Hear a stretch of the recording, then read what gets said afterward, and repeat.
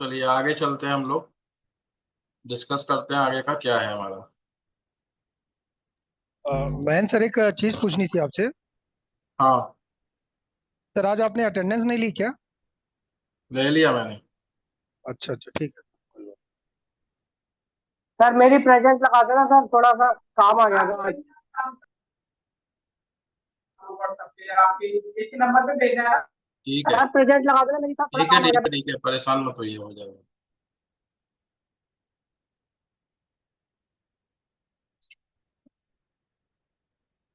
Sir अभी attendance लिया आपने? चैप्टर 9 है, लॉन डॉक्यूमेंट, लॉन डॉक्यूमेंट्स। बहुत छोटा सा चैप्टर है ये, कोई बहुत बड़ा चैप्टर नहीं है, लेकिन कुछ चीजों को लेके सवाल पूछे जा रहे हैं इसमें। तो लॉन डॉक्यूमेंट में जो 3 डॉक्यूमेंट का जिक्र किया गया है आपके उसमें, फॉर्म,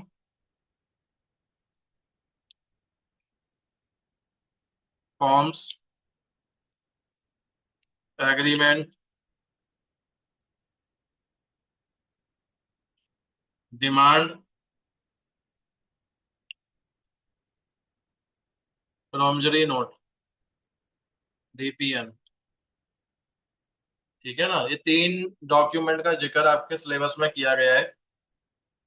और लॉन डॉक्यूमेंटेशन का जो पर्पज है, वो लॉन डॉक्यूमेंटेशन का पर्पज ये है कि हम जो लॉन दे रहे हैं, तो उस लॉन की कंडीशंस जो हैं, उन कंडीशंस को इन्फोर्स करने के लिए हम कैसे उसको, कल को मान लो कि बोरोवर ने मना कर दिया कि मैंने लोन नहीं लिया है, या मुझे लोन देते टाइम ये टर्म्स कंडीशंस नहीं बताई गई थी, तो ये बरवली करना पॉसिबल नहीं है। कल को कोर्ट में कोई इशू अगर होता है, कोर्ट में कोई केस जाता है, तो उस केस में क्या होगा, उसको बरवली चीज को मान्य नहीं माना जाएगा। तो दोनों पार्टी को क्या है ना कि जो टर्म्स है उनको बाउंड करने के लिए ही हम लोन डॉक्यूमेंटेशन करते हैं, कि ताकि कल को बोरोवर मना ना कर दे कि मैंने लोन नहीं लिया था, या मैंने ये टर्म्स कंडीशंस मुझे बताई नहीं गई थी। इसलिए हम लोन डॉक्यूमेंटेशन करते हैं। तो हमारे फॉर्म होते हैं, जैसा लोन होता है उसके अकॉर्डिंग बैंक पहले से ही फॉर्म बना के रखता है। डॉक्यूमेंट के अपने खुद के अपना सेट बना के रखता है, जो जो डॉक्यूमेंट उसको देना होता है उनका फॉर्म अलग अलग रहता है लोन के अकॉर्डिंग। तो वो फॉर्म पहले से क्या है, प्रिस्क्राइब्ड रहेगा। फॉर्म कस्टमर को दिया जाएगा, वो उसको फिल करेगा, जो भी प्रिस्क्राइब डॉक्यूमेंट बताए गए हैं वो लगाएगा। दूसरा है एग्रीमेंट। एग्रीमेंट में ही हमारी क्या होती है, लोन से जुड़ी हुई सारी टर्म्स कंडीशंस होंगी। उसमें टेन्योर होगा, कोई सिक्योरिटी अगर ली गई है तो उसका जिक्र होगा, इंटरेस्ट होगा, वो इंटरेस्ट फ्लोटिंग है, फिक्स्ड है, सब उसके अंदर मेंशन होगा। किसी की पर्सनल गारंटी ली गई है तो वो भी वहां पे मेंशन कर दिया जाएगा। तीसरा जो इम्पोर्टेंट डॉक्यूमेंट है वो है डीपीएन, डिमांड प्रॉमिसरी नोट। ये इसलिए साइन कराया जाता है कि कस्टमर से ये एक प्रॉमिस लिया जाता है कि बैंक जब भी अपना पैसा वापस मांगेगा, कस्टमर को वो पैसा वापस देना पड़ेगा। ठीक है, जो लोन ले रहा है बोरोवर, उससे जब भी वो पैसा मांगेगा, उसको ये पैसा वापस देना पड़ेगा। ये प्रॉमिसरी नोट हम उससे साइन कराते हैं। 3 प्रकार के डॉक्यूमेंट हैं। यहाँ पे जो जिक्र हुआ है वो स्टैम्प एक्ट का जिक्र हुआ है। स्टैम्प एक्ट, स्टैम्प एक्ट ये कहता है कि अगर किसी भी प्रकार का कोई डॉक्यूमेंट मान लीजिए कि साइन किया गया, ठीक है, तो किसी भी प्रकार का डॉक्यूमेंट अगर साइन किया गया है ना, तो उसको, उसकी स्टैम्प ड्यूटी अगर पे की जानी है, कोई लीगल डॉक्यूमेंट है उसका स्टैम्प ड्यूटी पे होना है, तो वो स्टैम्प ड्यूटी या तो पहले से या एग्जीक्यूशन के टाइम पर, ठीक है ना, या तो पहले से ही उस डॉक्यूमेंट में का ड्यूटी पे कर दिया हो, या जिस टाइम एग्जीक्यूट किया गया था वो डॉक्यूमेंट, साइन कराया जा रहा था, उस टाइम तक वो पेमेंट हो जाना चाहिए उसका स्टैम्प ड्यूटी का। अगर वो नहीं किया गया तो वो डॉक्यूमेंट इनवैलिड करार दे दिया जाएगा, कोर्ट के अंदर वो इनवैलिड माना जाएगा, कोर्ट की नजर में इनवैलिड हो जाएगा। अगर मान लीजिए कि अंडर अंडर स्टैंपिंग है, अंडर स्टैंपिंग का मतलब क्या है कि अगर उसका स्टैम्प जितना पे करना था ड्यूटी उतना नहीं पे किया, कम किया, तो अभी वो इनवैलिड हो जाएगा। तो इसलिए हर जगह का अपना स्टैम्प ड्यूटी अलग अलग है, स्टेट टू स्टेट वेरी करता है, लेकिन पे करना पड़ता है स्टैम्प। पेनल्टी, अगर वो नहीं पे किया तो वो वैलिड हो जाएगा। बाद में पेनल्टी पे करने के बाद भी इस डिफेक्ट को सही नहीं किया जा सकता। आया समझ? इस डिफेक्ट को सही नहीं किया जा सकता। अगर एक बार उसमें डिफेक्ट हो गया तो सही नहीं। अब इस चैप्टर में, चैप्टर जो 9 है, अगर आप उसको बुक में देखें, इसके पीछे कुछ क्वेश्चन दिए हैं, एक बार उन पे नजर मार लीजिए आप। ठीक है ना?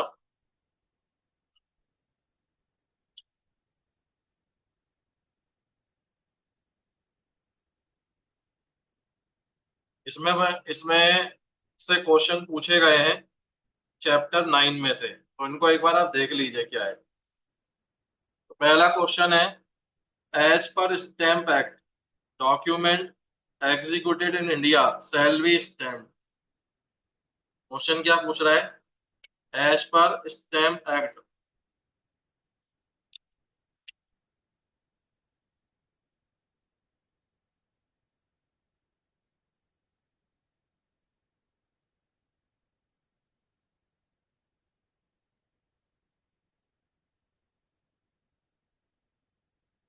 डॉक्यूमेंट एग्जीक्यूटेड इन इंडिया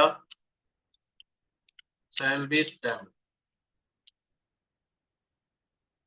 कब स्टैम्प्ड होना चाहिए? अभी बताया था, पहले या एग्जीक्यूशन के टाइम पर। ठीक है ना? कब होना चाहिए? हाँ, बिफोर और at the time of execution. Clear?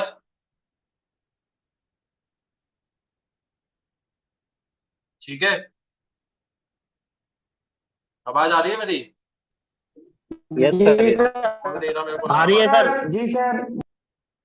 तो स्टैम्प एक्ट के अनुसार कोई भी डॉक्यूमेंट अगर स्टैम्प किया जाना है तो वो स्टैम्प कब होना चाहिए? पहले या एग्जीक्यूशन के टाइम पर।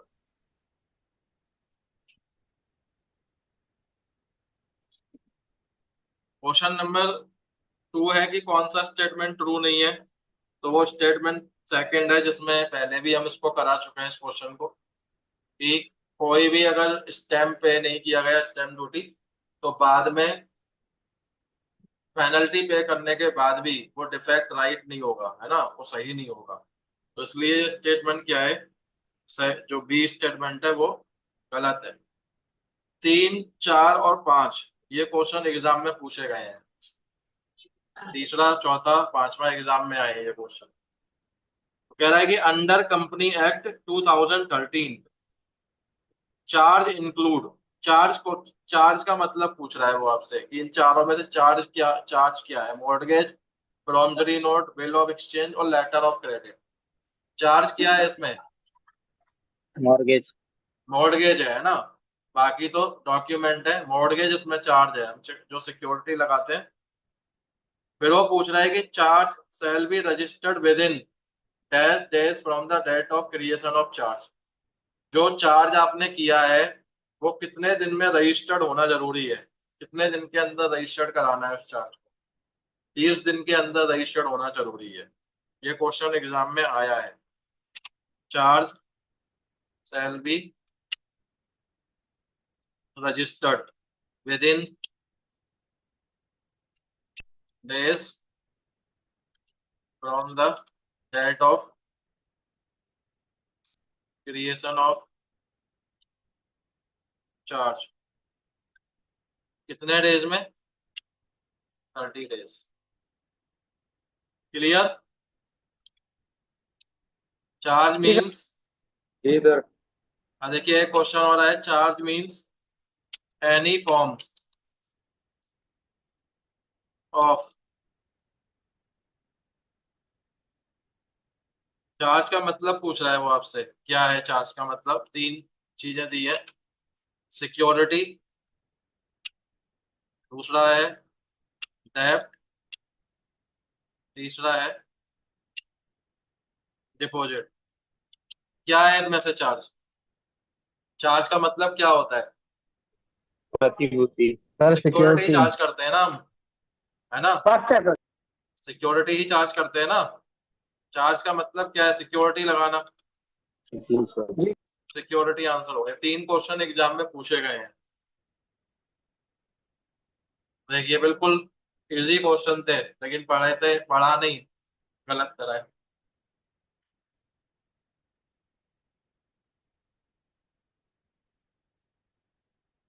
नेक्स्ट चैप्टर है हमारा, वो है chapter 10, income recognition, assets classification.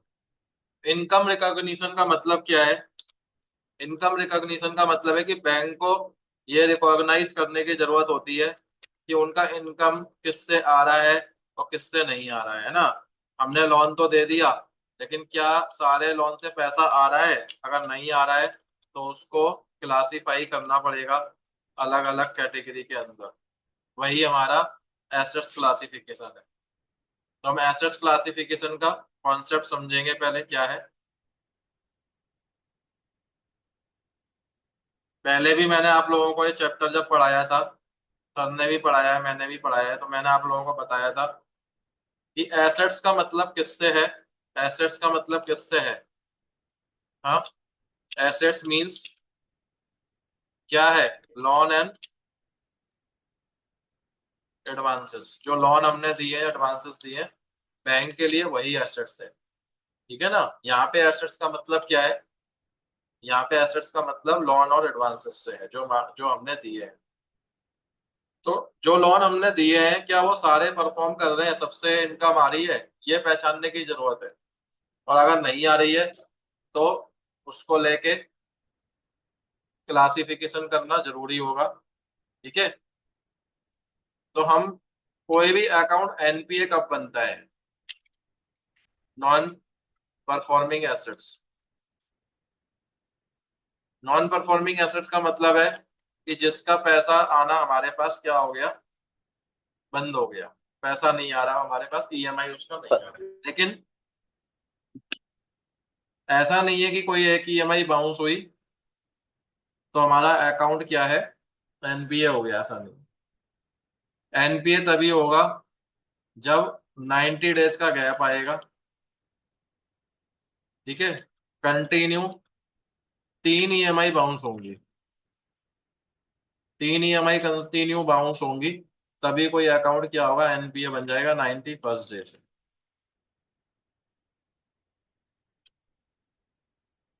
91st day से वो एनपीए बन जाएगा। कोई भी अकाउंट एकदम से एनपीए नहीं बनेगा कि एक ईएमआई बाउंस हुई और एनपीए बन गया। बैंक उस आरबीआई ने बैंक को ये टाइम दिया है कि अगर आप 90 दिन में एक भी ईएमआई वापस ले आएंगे तो आपका जो अकाउंट है वो एनपीए होने से बच जाएगा। लेकिन अगर आप लगातार 90 दिन का गैप आ गया, एक भी ईएमआई नहीं आई, कंटिन्यू 3 ईएमआई बाउंस हो गई, तो आपका अकाउंट फिर क्या होगा? एनपीए हो जाएगा 91 डेज से। आफ्टर 90 डेज आपका क्या हो जाएगा? क्या हो जाएगा? Sir sir non NPO. Performance asset NPA हो जाएगा। अब हम क्लासिफिकेशन की बात करें। क्लासिफिकेशन ऑफ एसेट्स की अगर हम बात करें तो 2 प्रकार की सर एसेट्स है हमारी। एक बात परफॉर्मिंग बताओ sir. Assets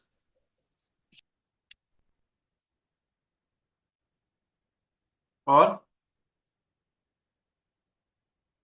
non performing assets.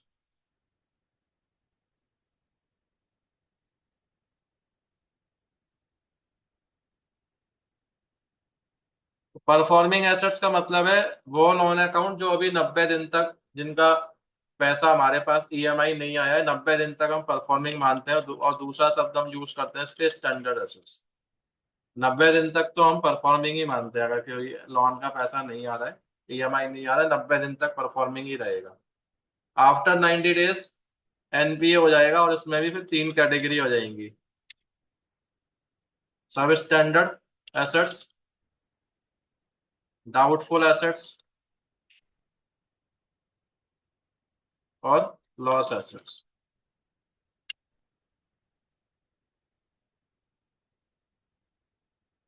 सब स्टैंडर्ड जो एसेट्स है वो 91 डेज से लेकर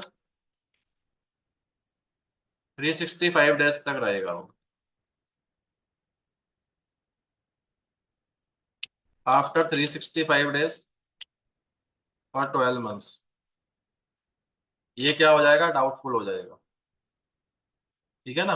कब तक रहेगा इसका कोई टाइम नहीं है, डिपेंड करेगा सिचुएशन पे, बोरोवर की बैंक के साथ क्या डिस्कशन चल रहा है, क्या हमारा है, उस पर डिपेंड करेगा। भाई रिकॉर्डिंग चल रही है क्या? रिकॉर्डिंग शो हाँ हो जी रहा सर, है? सर चल रही चल है। रही है, चल रही है सर। हाँ जी सर, हो रही है जी। ओके।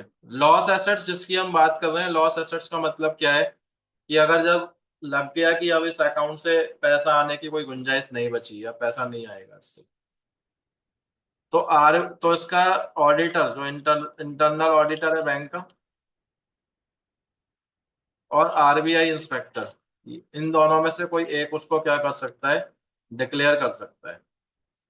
लॉस को कौन डिक्लेयर करेगा, बैंक का इंटरनल ऑडिटर या आरबीआई का इंस्पेक्टर, ये इसको डिक्लेयर करेगी।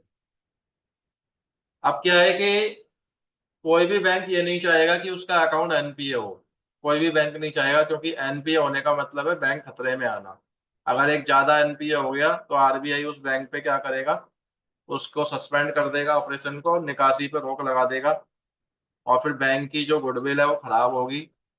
धीरे धीरे बैंक एक बैंक का इम्पैक्ट दूसरे बैंक पे भी पड़ता है फिर। सर तो इसी तरह एनपीए ओपीसी भी तो बन। ना हो, एनपीए ना हो, इसके लिए क्या है, पहले से काम करने की जरूरत होती है कि हम पहले से ध्यान दें हमारा अकाउंट एनपीए ना हो। इसलिए हम एसएमए अकाउंट बनाते हैं, एसएमए अकाउंट बनाते हैं, स्पेशल मेंशन अकाउंट, जो कि आपकी एजेंसी में जो होता है वो बकेटिंग सिस्टम होता है। आप लोग क्या करते हैं, बकेटिंग सिस्टम बना देते हैं, स्पेशल मेंशन अकाउंट बना देते हैं हम एसएमए।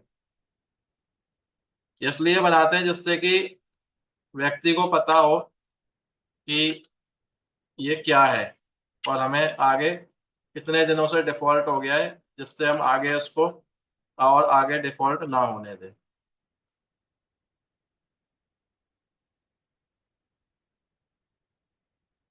SMA 2।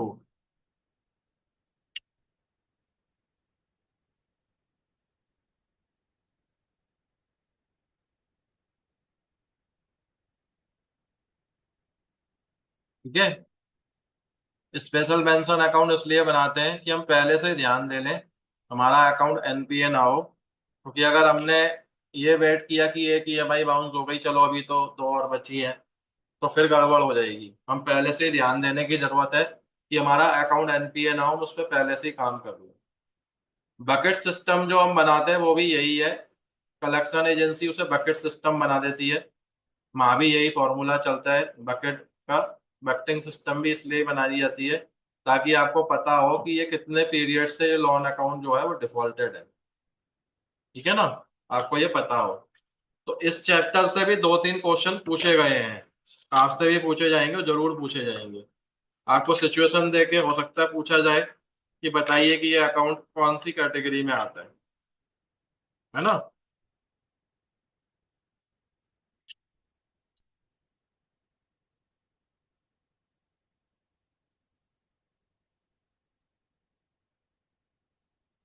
बकेट में भी अगर आप देखेंगे तो फर्स्ट बकेट में 1 day to 30 days लिखा हुआ है, सेकंड बकेट में 31 to 60 days लिखा हुआ है, और थर्ड बकेट में आपका 61 to 90 days सेम ही लिखा हुआ है ना। ठीक है, और उसके बाद अकाउंट क्या हो जाता है, एनपीए हो जाता है। बुक के पीछे देख लेते हैं एक बार क्वेश्चन क्या दिए हुए हैं। बुक में अगर आप देखेंगे तो पहला क्वेश्चन है कि loan and advances of bank appear in their balance sheet on the side of.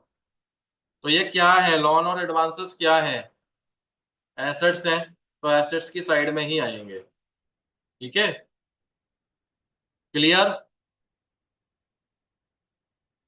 Ji sir. जी सर। जी सर। जी यस सर। सर। नेक्स्ट जी जो सर। कैटेगरी है, जसप्रीत बाकी कहाँ है? सर पता नहीं मुझे सर। सर अपनी अपनी सीट पर सब।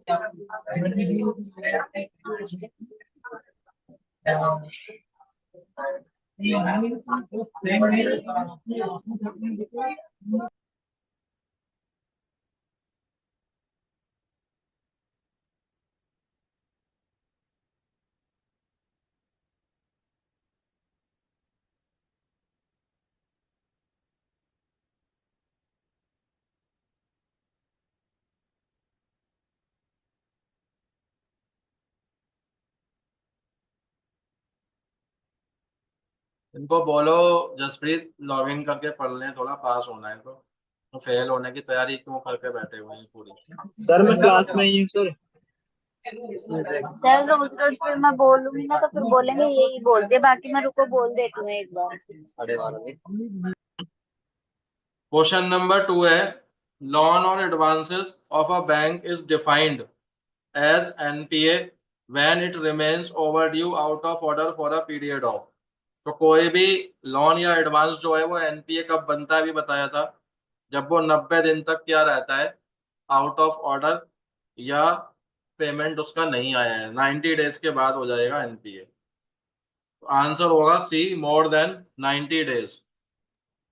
ठीक है, देख रहे हैं ना आप लोग बुक में।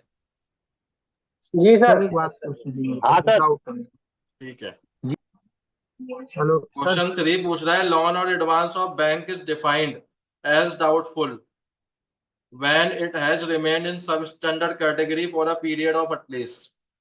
तो कोई भी अकाउंट डाउटफुल की कैटेगरी में कब आता है, भी बताया था, जब वो कम से कम 12 महीने किस में 12 रहा मंथ। हो, सब स्टैंडर्ड में रहा हो। सब स्टैंडर्ड में रहने के बाद ही डाउटफुल की कैटेगरी में आता है। देखिए यहाँ लिखा हुआ है ना, पूछ रहा है कि स्टैंडर्ड एसेट का मतलब क्या है। तो स्टैंडर्ड एसेट का मतलब है परफॉर्मिंग एसेट्स। तो परफॉर्मिंग एसेट्स का क्या मतलब है, जो एनपीए नहीं है, जो एनपीए नहीं है परफॉर्मिंग है। तो आंसर ए होगा इसका। ये क्वेश्चन चारों पढ़ के जाना, आपको एग्जाम में मिलेंगे ये चारों क्वेश्चन। थोड़ा बहुत चेंज हो सकता है लेकिन मिलेंगे जरूर आपको ये एनपीए वाले चैप्टर से। ठीक है ना, मिलेंगे जरूर ये आपको 100%। Yes sir.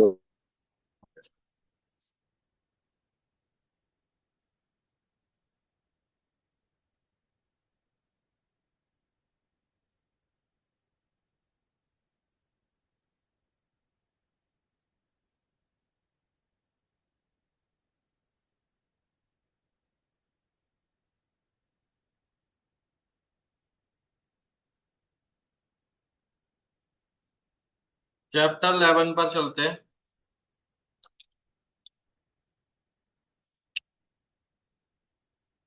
Legal aspects of loan recovery.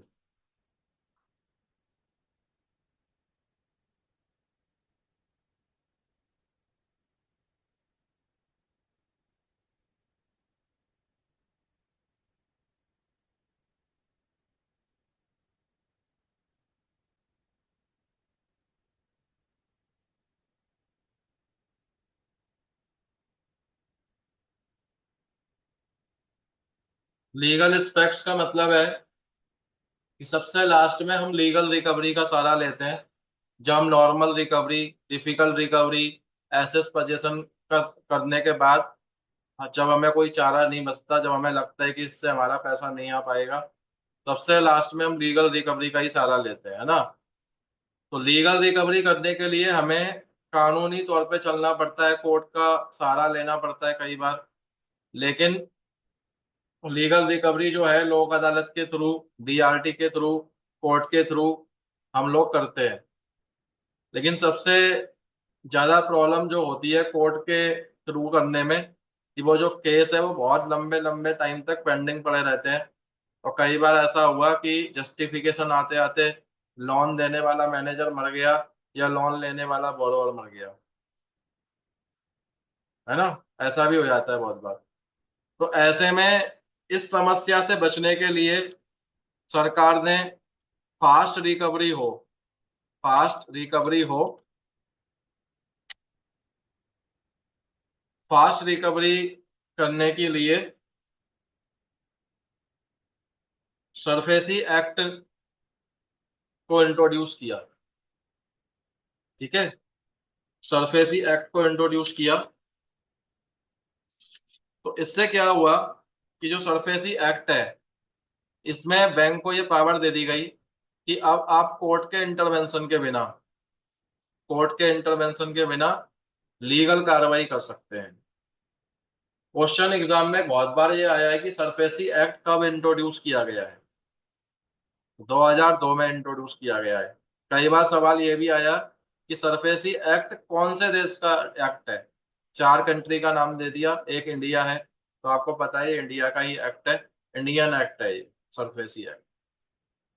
तो जो सरफेसी एक्ट है इसका फुल फॉर्म भी है securitisation and reconstruction of financial assets and enforcement of security interest act. इसकी फुल फॉर्म आप याद कर लेना, एग्जाम में पूछी जा सकती है, आपकी बुक में दी हुई है। Securitisation and reconstruction of financial assets and enforcement of security interest act, इसकी फुल फॉर्म याद कर लेना, एग्जाम में पूछी जा सकती है। तो सरफेसी एक्ट से क्या है कि सरफेसी एक्ट अगर आप मान लीजिए कि सरफेसी एक्ट, ऐसा नहीं कि बैंक हर किसी लोन पे सरफेसी एक्ट को यूज कर सकता है। ये एक टूल है अपना जो लोन है उसको रिकवर करने का, कि उसकी संपत्ति को कब्जे में लेके बेच के अपना लोन का पैसा बैंक रिकवर कर ले। लेकिन ये हर लोन के ऊपर एप्लीकेबल नहीं होगा, नहीं तो बैंक क्या करेगा, फिर तो कुछ नहीं करेगा, सीधा सीधा सरफेसी यूज करेगा, सब पर सरफेसी लगा के बस कब्जा करता चला जाएगा। हर लोन पे नहीं लगेगा ये। सरफेसी का यूज जो है वो उन्हीं लोन पे लगेगा जब कुछ कंडीशंस क्या है मैच करती हो। आपकी बुक में दी हुई है, देखिए 4 कंडीशन दी हुई है। अगर आप बुक में देखेंगे तो 4 कंडीशन दी हुई है आपकी बुक में। सबसे पहला है कि जो डेब्ट है, जो लोन है, वो सिक्योर्ड होना चाहिए, अनसिक्योर्ड पे नहीं लगेगा, ये सिक्योर्ड लोन पे ही लग सकता है। दूसरी कंडीशन है कि वो लोन एनपीए हो चुका हो, एनपीए की कैटेगरी में आ चुका हो। और तीसरी कंडीशन है कि आउटस्टैंडिंग अमाउंट 1 लाख से ऊपर होना चाहिए, 1 लाख या उससे ऊपर होना चाहिए, 1 लाख के अंदर होगा तो नहीं लगेगा। और जो आउटस्टैंडिंग है उसका 20% बचा हुआ होना चाहिए, यानी जो लोन लिया था ना उस लोन का 20% अमाउंट भी बचा हुआ होना चाहिए कम से कम। और सिक्योरिटी एग्रीकल्चर लैंड नहीं होनी चाहिए। अगर एग्रीकल्चर लैंड है तो फिर सरफेसी एक्ट का आप यूज नहीं कर पाएंगे। अगर ये 4 कंडीशन आपकी हैं तो आप सरफेसी एक्ट का सहारा लेके किसी बोरोवर की संपत्ति को कब्जे में लेकर उसका प्रोसीजर फॉलो करते हुए बेच के अपना पैसा रिकवर कर सकते हैं। ठीक है, ये 4 कंडीशंस का पूरा होना लेकिन जरूरी है। एग्जाम में हो सकता है आपसे पूछ लिया जाए, सवाल इस तरीके से भी आ सकता है कि बताइए इनमें से कौन सी कंडीशंस का होना जरूरी नहीं है, या सरफेसी एक्ट के संदर्भ में 4 कंडीशन का होना जरूरी है, इनमें से बताइए कौन सी का जरूरी नहीं, या 4 में से कौन सी जरूरी है। 5 ऑप्शन दे दिए, 4 बताइए कौन से हैं। और नीचे आपको ऑप्शन दे दिए ABCD, ACDEF, कौन सा सही है वो बताइए। तो आपको चारों कंडीशन याद होनी चाहिए। अब क्या होता है कि जब सरफेसी एक्ट का यूज होता है तो हम 60 दिन पहले बोरोवर को नोटिस भेजते हैं। ठीक है, कि आप उसमें सारा डिटेल होगा कि अपना ड्यू अमाउंट आप जो है पे कर दीजिए, अदरवाइज आपका हम प्रॉपर्टी पे कब्जा करेंगे और आपका पैसा रिकवर कर लेंगे अपने लोन का प्रॉपर्टी बेचकर। 15 दिन के अंदर जब वो नोटिस रिसीव हुआ है, 15 दिन के अंदर अंदर अगर मान लीजिए कि बोरोवर को कोई आपत्ति है कि जो डिटेल आपने भेजी है वो गलत है, या आपने गलत अमाउंट भेज दिया है, गलत डिटेल भेज दी है, तो वो उसको ऑब्जेक्ट कर सकता है। अगर बैंक को लगेगा कि सच में गलती हुई है, वो दोबारा भेजेगा। और अगर नहीं नहीं है तो वो उसी को माना जाएगा। इसे हम बोलते हैं 13-2 और 13-4 के नोटिस भेजते हैं हम उसे। बाद में हम क्या करते हैं, संपत्ति को जी। पहले सिंबॉलिक पोजीशन लेते हैं। सिंबॉलिक पोजीशन लेने के बाद उस प्रॉपर्टी का वैल्यूएशन निकलवाया जाएगा सर्टिफाइड वैल्यूअर से। फिर ऑक्शन बुलाया जाएगा। ऑक्शन 2 न्यूज़पेपर के माध्यम से उसका ऐड दिया जाएगा, एक नेशनल और एक लोकल न्यूज़पेपर।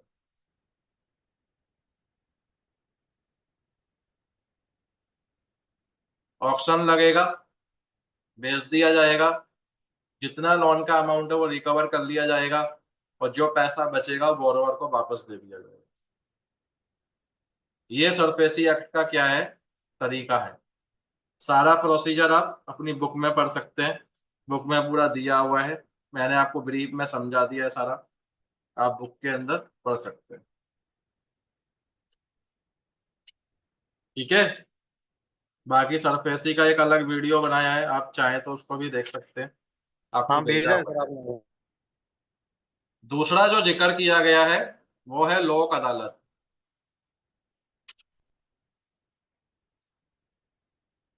लोक अदालत जो है ये भी एक तरह का कोर्ट ही है। कोर्ट जितनी पावर है ये ऑर्गेनाइज की जाती है लीगल सर्विस अथॉरिटीज एक्ट 1987। लोक अदालत जो ऑर्गेनाइज की जाती है वो लीगल सर्विसेज अथॉरिटीज एक्ट है 1987, उसके अनुसार की जाती है। इसमें दोनों पार्टी, जो उधार कर क्रेडिटर या बोरोवर, या दो पार्टी के बीच जो भी लेन देन है बकाया का, आके यहाँ पर अपना मामला बता सकती है, और कोर्ट दोनों पार्टी को सुनते हुए जो भी जस्टिफिकेशन देगा वो मानना पड़ेगा।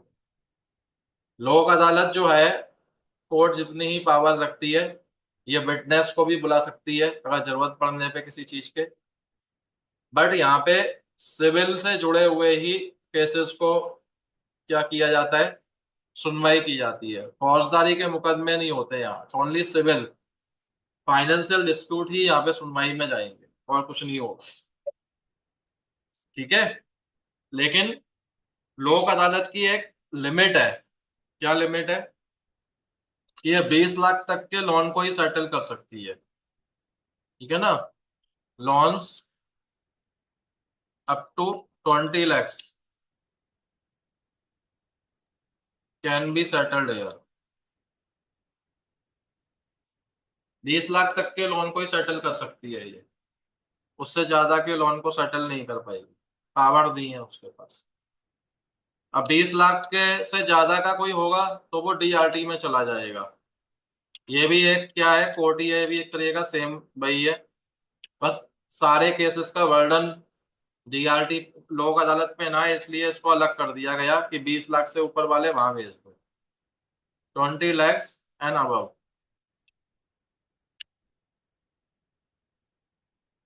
20 लाख से ऊपर के अगर केस है तो वो डीआरटी में चले जाएंगे, डेब्ट रिकवरी ट्रिब्यूनल में चला जाएगा। डेब्ट रिकवरी ट्रिब्यूनल में जो भी डिसीजन लिया गया, अगर कोई पार्टी नाखुश है उस डिसीजन से, सेटिस्फाई नहीं है कि भैया यह डिसीजन सही नहीं लिया गया, तो वो आगे अपील करना चाहे तो डीआरएटी को अपील कर सकती है। डीआरएटी, डेब्ट रिकवरी ट्रिब्यूनल। एग्रीव पार्टी क्या है,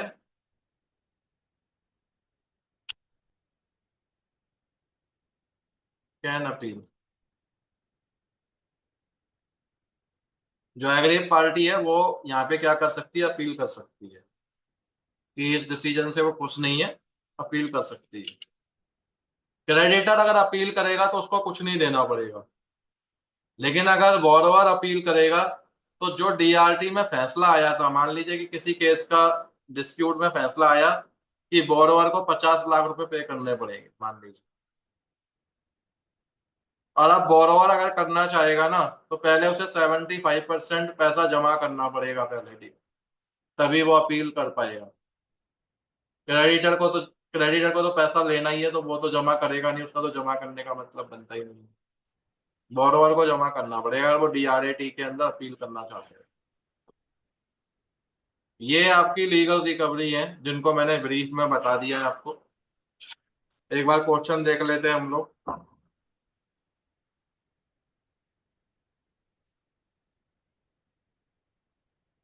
बुक में अगर आप क्वेश्चन देखेंगे चैप्टर 11 में, SARFAESI act is not applicable for loan outstanding up to 1 lakh तक के लोन पे एप्लीकेबल नहीं होता, ये बताया था आपको। दूसरा है कि loan up to can be settle through Lok Adalat, अभी बताया है 20 लाख तक का लोन लोक अदालत में सेटल किया सकता है। DRT can entertain cases for recovery for rupees, DRT कितने तक का कर सकती है? 20 lakhs and above. Under insolvency and bankruptcy code 2016 the recovery process can be initiated for the amount of loan minimum 1 crore. ये क्या है कि ये एक एक्ट है under insolvency and bankruptcy code कि अगर कोई व्यक्ति अपने आप को इंसॉल्वेंट करार देगा तो उसका रिकवरी करने का जो प्रोसीजर है वो उस एक्ट के थ्रू होगा। तो वहां पे मिनिमम 1 करोड़ रुपए का क्या है लोन अमाउंट होना चाहिए, तभी इसके अंदर में क्या होगा, कोई रिकवरी की जाएगी इस एक्ट के अंदर। ठीक है ना? ये आप लोग पढ़ के जाना, बहुत जरूरी है। ठीक है, इसको पढ़ के जाना। Yes sir.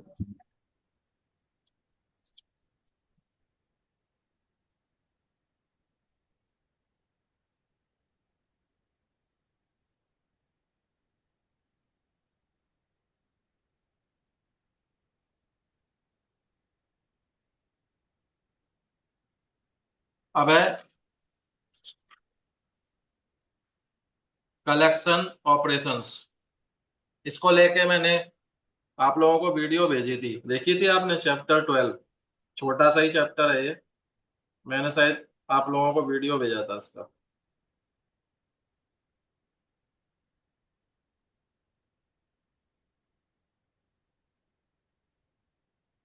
हाँ, भेजा हुआ है।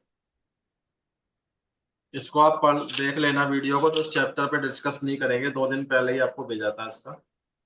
इसको आप एक बार देख लेना, इसमें से भी सवाल पूछे गए हैं कलेक्शन ऑपरेशन में।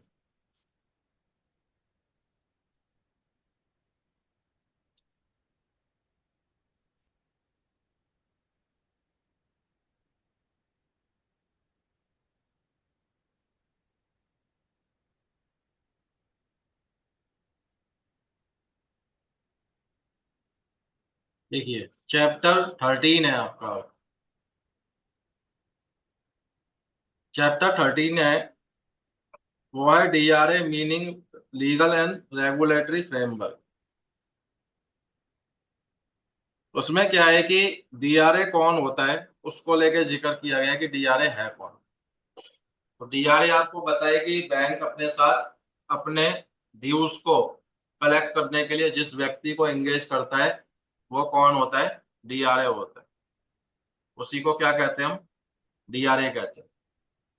यही होता है ना? हाँ। हाँ जी सर। Yes sir.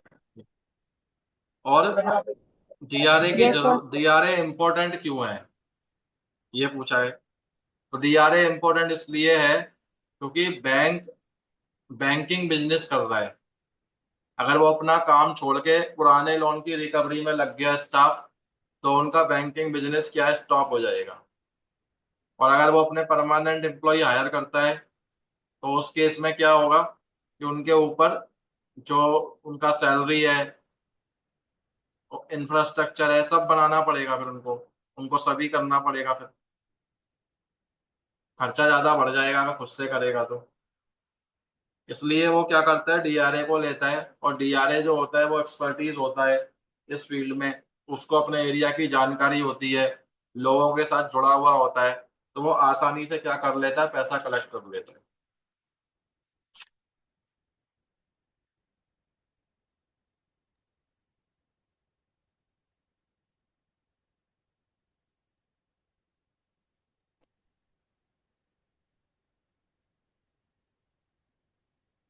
अब है हमारा कि लीगल और रेगुलेटरी फ्रेमवर्क फॉर डेब्ट रिकवरी।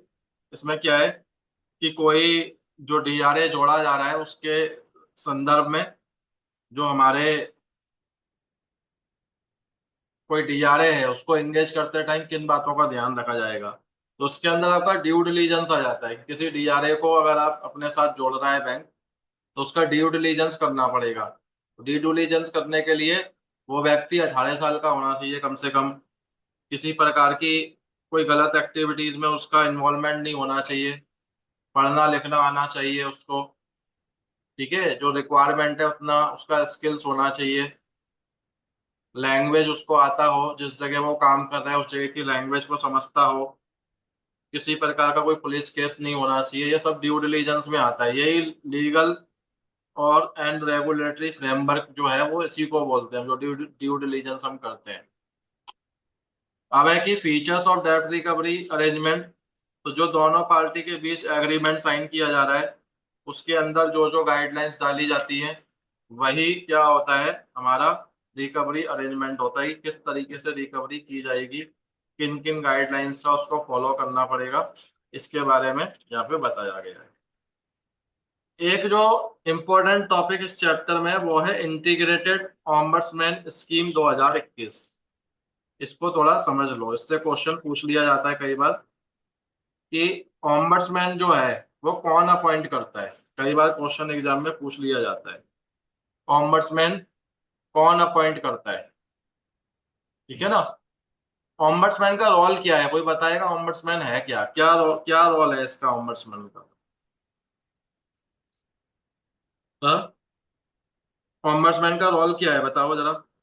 बताया होगा सबने आपको, क्या है ऑम्बड्समैन का रोल, बताओ। क्या बताया था सबने ऑम्बड्समैन का रोल।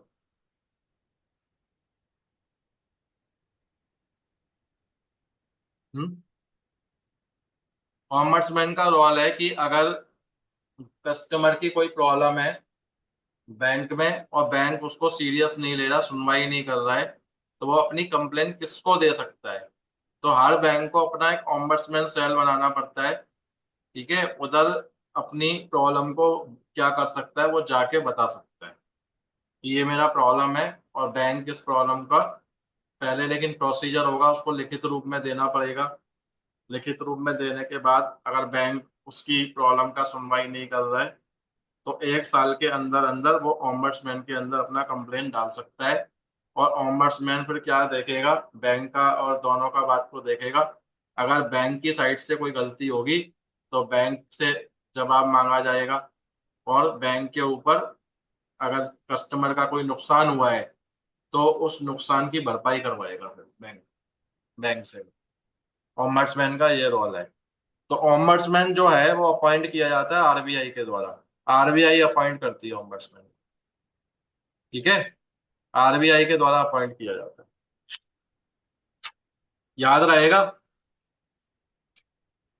याद रहेगा सर, अगर थोड़ा भूल जाएंगे तो रिवीजन क्लास में दोबारा पूछेंगे sir. Hmm.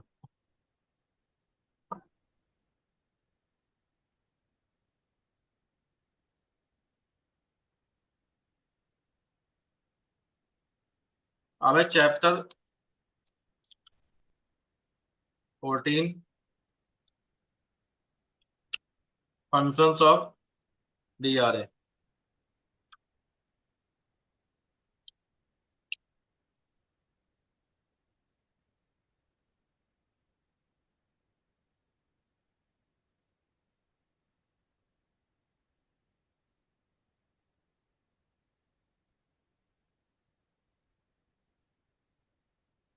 Functions of DRA जो है इसमें कलेक्टिंग ड्यूज रिसीवेबल,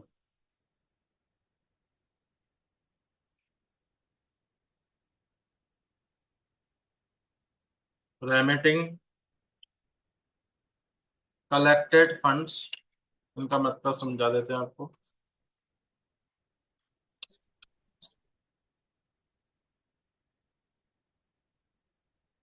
आप लोगों को स्क्रीन शो हो रही है क्या। नहीं सर। नहीं नहीं सर। सर। नहीं सर। ठीक है ठीक है।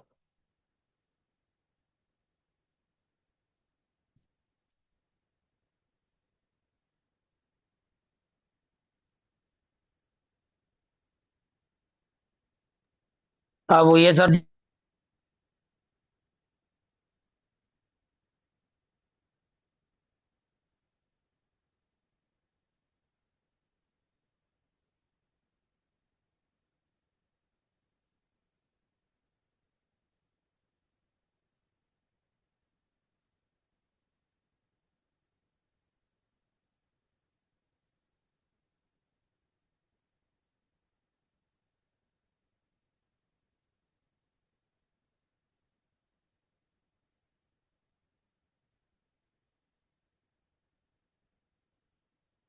ये क्या है? Functions of DRA. ठीक है ना, डीआरए का फंक्शन। तो फंक्शंस ऑफ डीआरए का मतलब ये है कि एक डीआरए के द्वारा क्या क्या काम किया जाता है, उनको लेके इस चैप्टर में जिक्र किया गया है। आप सभी हालांकि ये काम करते हैं और आपको पता भी है क्या होता है, आप जानते भी हैं कि आपका जो मेन काम है वो यही है। ये दो काम आप मेन करते हैं, नॉर्मल फंक्शन है आपके ये दो क्या है? नॉर्मल फंक्शन है, कलेक्टिंग ड्यूज रिसीवेबल्स और रेमिटिंग कलेक्टेड फंड्स। कि आप क्या करते हैं अपने प्रिंसिपल के बिहाफ पर, अपने प्रिंसिपल के बिहाफ पर जिसके लिए आप काम कर रहे हैं, बैंक या जो आपका एनबीएफसी है, जो भी आपका प्रिंसिपल है, उसके बिहाफ पर आप उसके बोरोवर से ड्यूज को कलेक्ट करते हैं। और जो ड्यूज आपने कलेक्ट किया है वही पैसा आप अपने प्रिंसिपल को रेमिट करते हैं, ट्रांसफर करते हैं। ये आपका नॉर्मल फंक्शन है डीआरए का।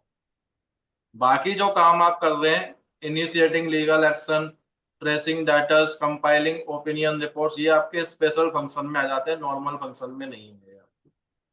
ये आपके क्या है? स्पेशल फंक्शन में आ जाते हैं, या अदर फंक्शंस बोल सकते हैं आप इसे। नॉर्मल फंक्शन आपके दो ही हैं, कलेक्टिंग ड्यूज और receivables, sorry remitting collected funds. अब यह है कि जो पैसा आप कलेक्ट कर रहे हैं, क्या वो आप अपनी मर्जी से कलेक्ट कर सकते हैं? कुछ भी आप अपनी मर्जी से पैसा कलेक्ट नहीं कर सकते। नहीं आप कलेक्ट करेंगे एक तो बोरोवर बोरोवर और बैंक के बीच में, जो डायरेक्टर और बैंक है उसके बीच में जो टर्म्स कंडीशन साइन हुए हैं एग्रीमेंट में, उन टर्म्स के अकॉर्डिंग करेंगे। दूसरा, आपका और बैंक के बीच जो टर्म्स साइन हुआ है, जो एग्रीमेंट साइन हुआ है, उन एग्रीमेंट्स को ध्यान में रखते हुए आप क्या करेंगे करेंगे। और तीसरा, रेगुलेटरी गाइडलाइंस को ध्यान में रखते हुए करेंगे आप पैसा कलेक्ट। जो पैसा आपने कलेक्ट किया है आप उसे अपने पास रिटेन नहीं कर सकते, आपको वो बिना किसी डिडक्शन के बैंक को या अपने प्रिंसिपल को क्या करना है? जमा करना। इनिशिएटिंग लीगल एक्शन, अगर मान लीजिए कि आपका बैंक किसी बोरोवर के ऊपर लीगल एक्शन लेना चाहता है, तो आपकी मदद से उसके पास नोटिस वगैरह भिजवाने में या आपकी जितनी जरूरत है कार्रवाई करने में, आप बैंक के लिए उतना काम करेंगे। और अगर बैंक ने मान लीजिए कि आपको ऑथराइज किया हुआ है कि आप लीगल एक्शन ले सकते हैं, जैसे कि लॉ फर्म होती है, कुछ लॉ फर्म को ऑथराइज कर दिया जाता है, वो भी रिकवरी का काम करती है, तो वो बैंक के बिहाफ पर क्या करती है? लीगल एक्शन लेती है।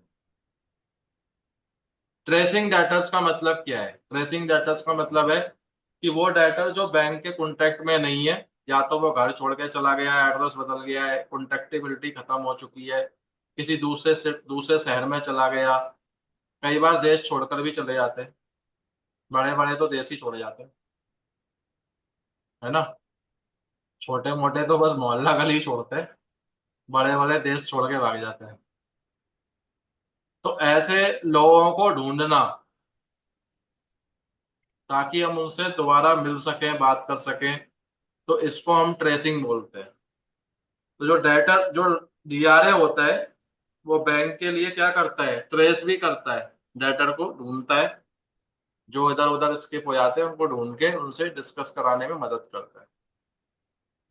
ओपिनियन रिपोर्ट भी बनाता है डीआरए। अगर मान लीजिए कि किसी कस्टमर के बारे में जो भी आप बैंक आपसे पूछता है, आप उसको बताते हैं कि हाँ ये कस्टमर गायब है, हमने यहाँ पूछताछ की थी, इधर पूछा था, इधर पूछा था, इसकी जो रिपोर्ट बनाई है वो ये है। तो ओपिनियन रिपोर्ट का मतलब है कि जब आप अलग अलग जगह पूछताछ करके उस बोरोवर के बारे में जो भी डेटा कलेक्ट करके बैंक को देते हैं, वो आपका ओपिनियन रिपोर्ट होता है। ठीक है ना, उसे हम ओपिनियन रिपोर्ट कहते हैं। तो ये फंक्शंस हैं डीआरए के, जो चैप्टर 14 में आपको बताए गए हैं। यहाँ पे अगर आप देखेंगे तो एक टर्म और आया है आपका, बुक कीपिंग। बुक कीपिंग का मतलब है अपने रिकॉर्ड मेंटेन करना। आप जो भी काम कर रहे हैं उसका डॉक्यूमेंटेशन जो आपको करना है, रजिस्टर बनाना है, डेटर की लिस्ट संभाल के रखनी है, पेमेंट का स्लिप सारा संभाल के रखना है, पेमेंट का डिटेल रखना है, सब कुछ जो कुछ भी आप काम कर रहे हैं उसका सबका डिटेल मेंटेन करना बुक कीपिंग कहलाता है, उसे हम बुक कीपिंग कहते हैं।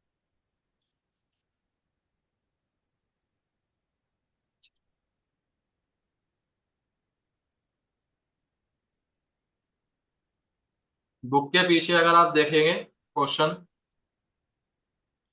तो बुक के पीछे जो क्वेश्चन दिए उस पर थोड़ा ध्यान दें आप लोग। ये चैप्टर आप जरूर ये क्वेश्चन करके जाना, एग्जाम में आपको इस चैप्टर के क्वेश्चन मिलेंगे जरूर एग्जाम में। ये पांचों क्वेश्चन पढ़ लेना आप, ये इंपॉर्टेंट है बहुत, आपको मिलेंगे एग्जाम में जरूर। क्वेश्चन तो आपको सारे पढ़ के जाने हैं, बुक वाले बिल्कुल पक्के करके जाने हैं वो। इनमें से आपको काफी मदद मिलेगी एग्जाम पास करने में। हालांकि ये क्वेश्चन हम पहले भी कर चुके हैं जो उसके अंदर दिए हुए हैं, अगर आप ध्यान दें तो हम पहले भी कर चुके हैं ये क्वेश्चन, सारे कराए सर हुए एक हैं। बार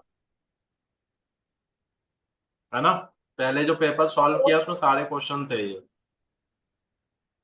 सर एक बार पैटर्न दिखाना सर, एग्जाम किस तरीके से आता है, कुछ है आपके पास?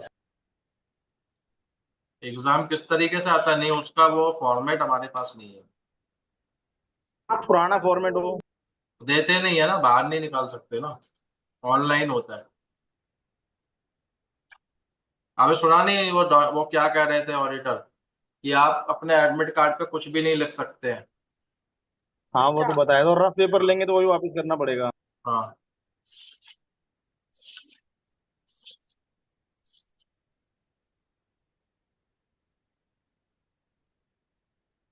अब हम आते हैं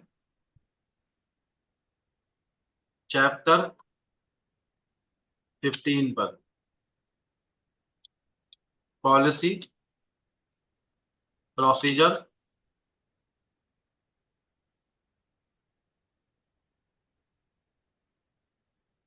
policy processes and procedure of डेब्ट रिकवरी।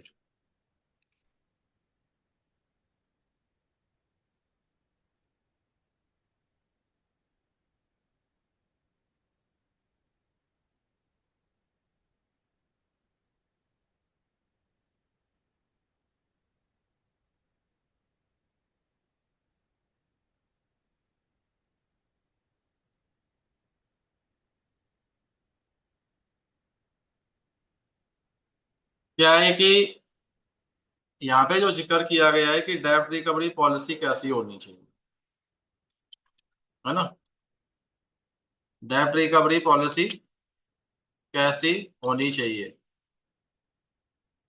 तो मैंने आपको बताया था कि डेब्ट रिकवरी पॉलिसी, बैंक या एनबीएफसी क्या है कि अलग अलग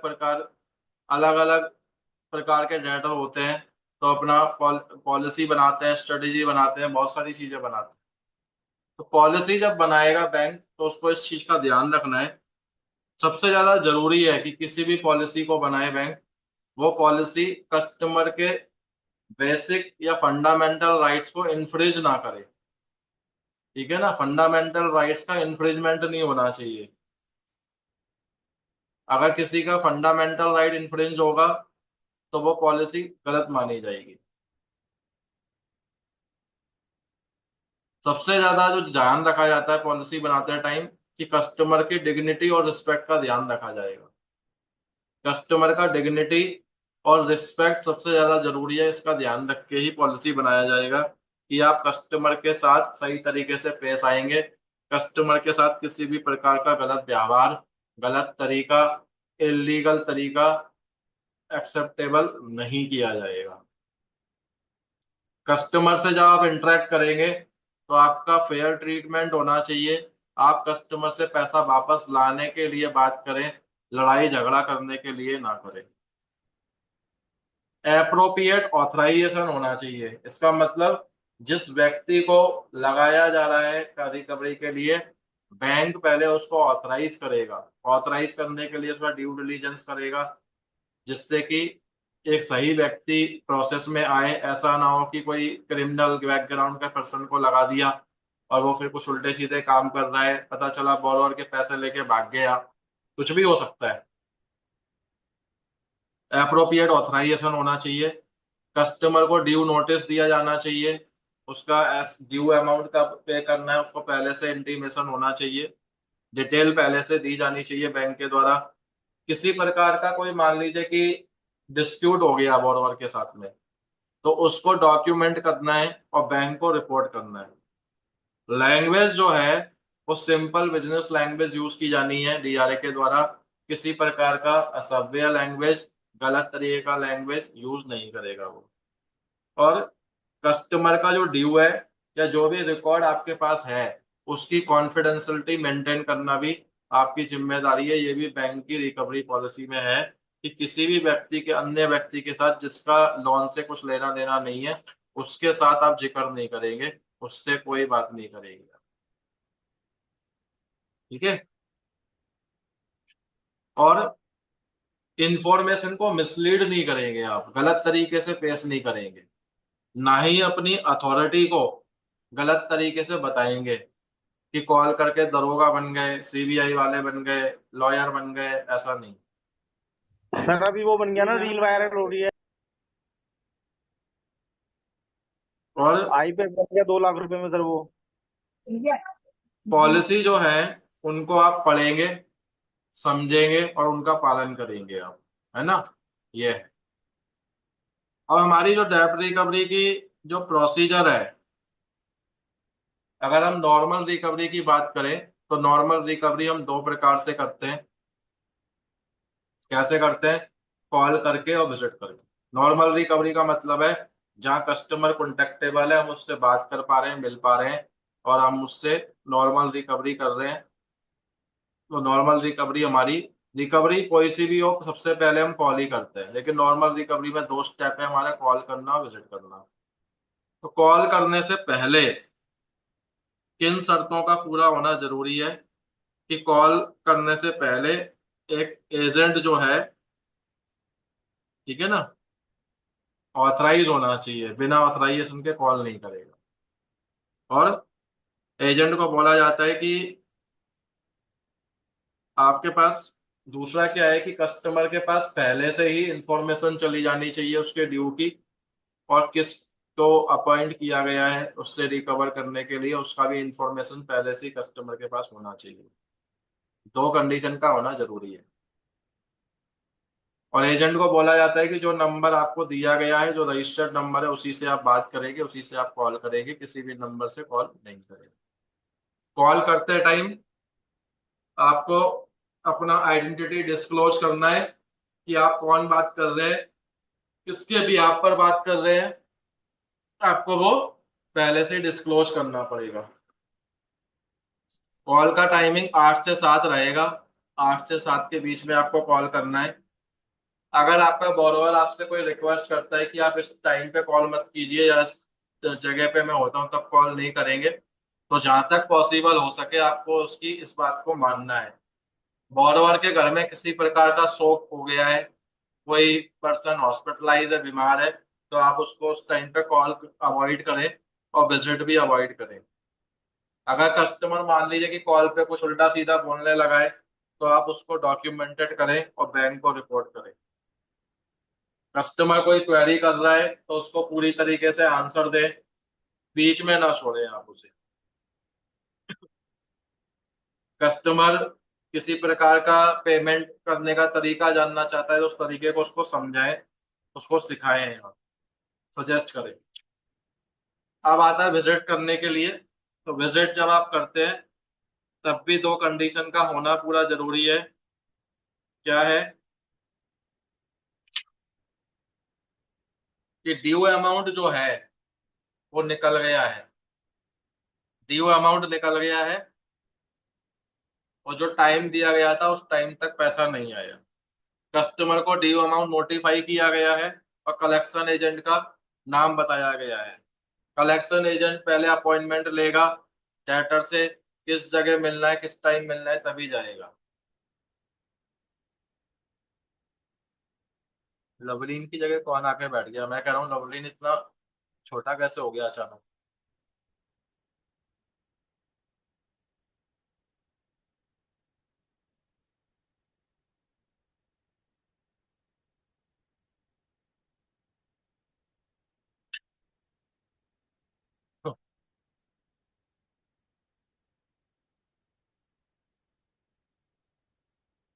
तो ये कंडीशन पूरी होंगी तो विजिट करने के लिए जा सकता है डीआरए।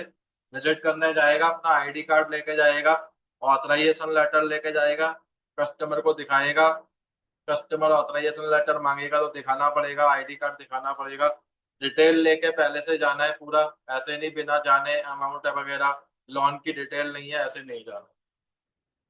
जाएंगे तो कस्टमर की प्राइवेसी का ध्यान रखेंगे, उसके पड़ोसियों दोस्तों के सामने रिश्तेदारों के सामने बात नहीं करेंगे।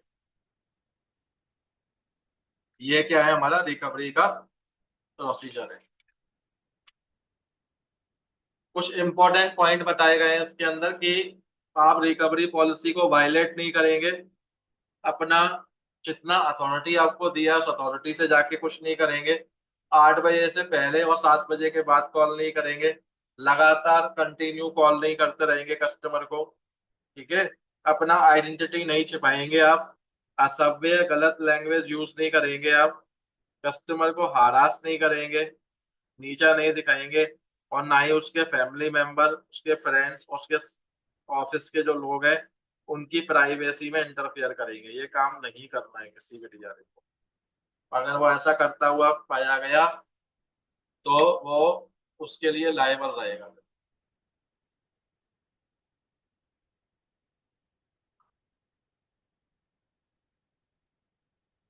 क्लियर?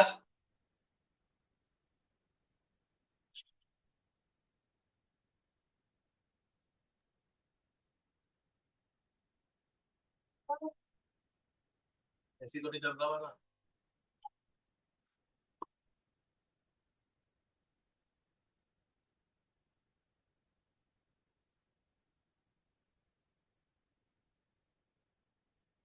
क्लियर है ये? Yes sir.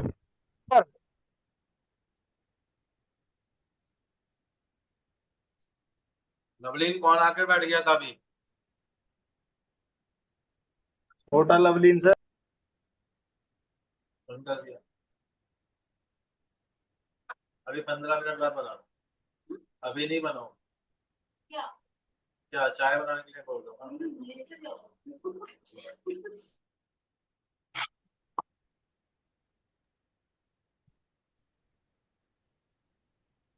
नवलीन अभी कौन आके बैठ गया था?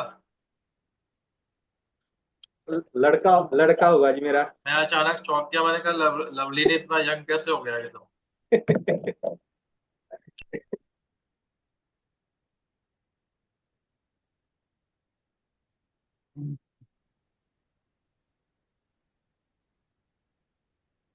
हाँ जी सर, वही था जी। हाँ सर लड़का ही था जी मेरा। हाँ। ओ मैं बाहर।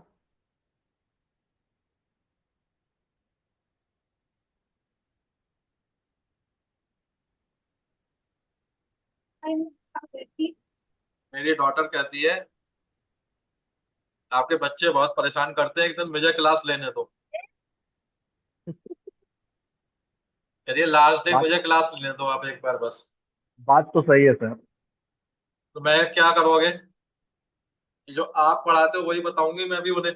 डीआरए क्या करता है वो सुनती रहती है ना कई बार। तो उसको कह रही है डीआरए, आप डीआरए तो बताते हो, बस बैंक की बातें बताते हो, मैं भी बता दूंगी उन्हें। मुझे क्लास लेने दो। मेरे छुट्टी जिस दिन मेरा छुट्टी होती है उस दिन मुझे क्लास लेने दो, आप मत लिया करो। रोज हर हफ्ते एक बार ये बात जरूर करेगी कि मुझे लेने दो क्लास। मैं कहा अभी बहुत छोटे हो, बड़े होके लेना।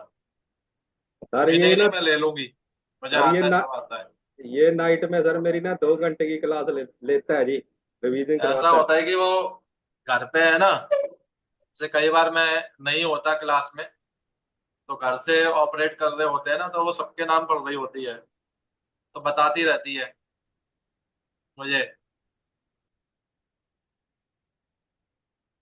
हाँ, अब हमारा चैप्टर 16 है, 16 पे आ गए हम। इम्पोर्टेंट चैप्टर है काफी, और इसमें से सवाल पूछे भी जाते हैं बहुत।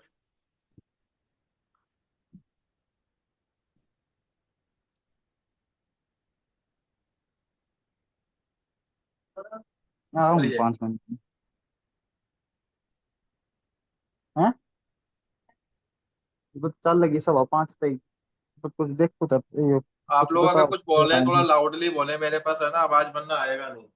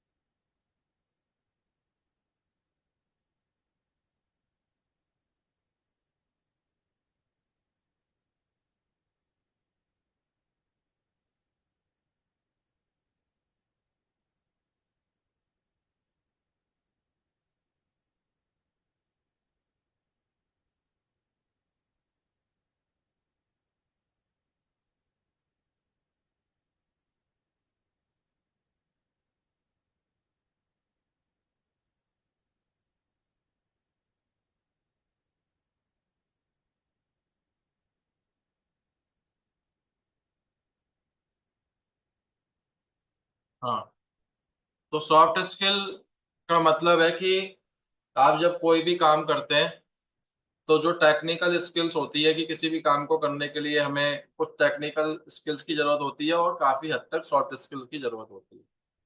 सॉफ्ट स्किल का मतलब है कि आप लोगों के प्रति आपका व्यवहार, आपकी बोलचाल, आपका कोड ऑफ कंडक्ट क्या है, लोगों के साथ जब आप काम करते हैं, वो सारे आपके सॉफ्ट स्किल में आ जाते हैं।